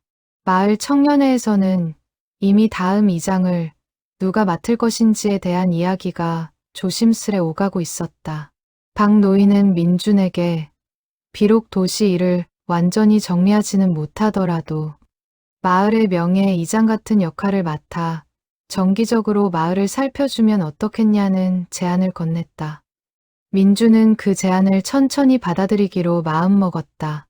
아버지가 평생 짊어졌던 책임의 무게를 이제는 자신도 조금씩 나누어 가지고 싶었다. 누나 민경도 이번 일을 겪으며 마음이 많이 달라졌다고 했다. 나도 한 달에 한 번은 꼭 내려와서 어머니랑 시간을 보내려고. 그동안 너무 멀리서만 지켜봤던 것 같아. 민주는 그 말에 누나의 손을 가만히 잡았다. 한 가족이 한 마을의 오랜 비밀을 함께 풀어내며 서로에게 한층 더 가까워진 듯했다. 며칠 후 서울로 돌아가는 날, 민주는 마지막으로 종탑 앞에 섰다. 종은 더 이상 저절로 울리지 않았다. 그러나 그 고요함이 이제는 두렵지 않았다. 오히려 그 고요함 속에서 그는 아버지의 평안한 안식을 느낄 수 있었다. 그는 마을을 떠나기 전 정해철과 정한수의 집에도 들러 인사를 나누었다. 두 사람은 그를 따뜻하게 배웅했다.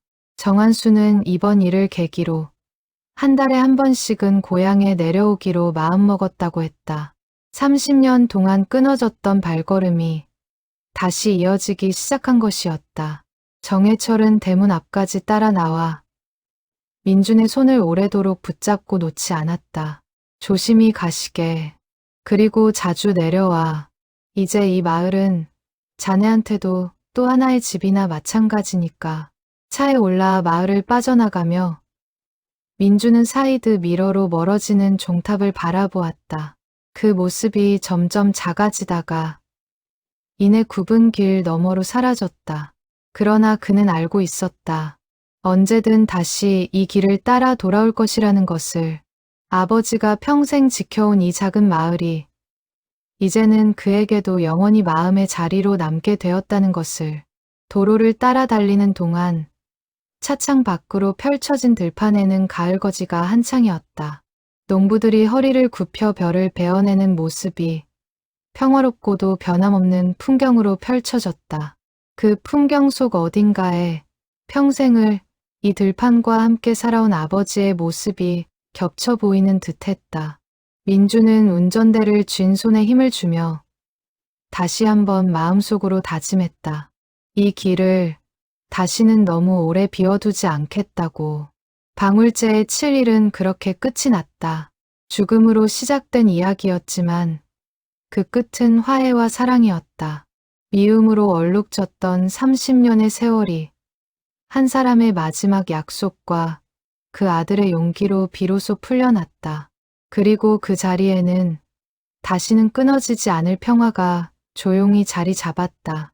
어느 마을에나 묵은 그늘이 있을 수 있지만 그 그늘을 거두어내는 것은 결국 사람과 사람 사이의 진심이라는 것을 방울제의 7일은 조용히 말해주고 있었다.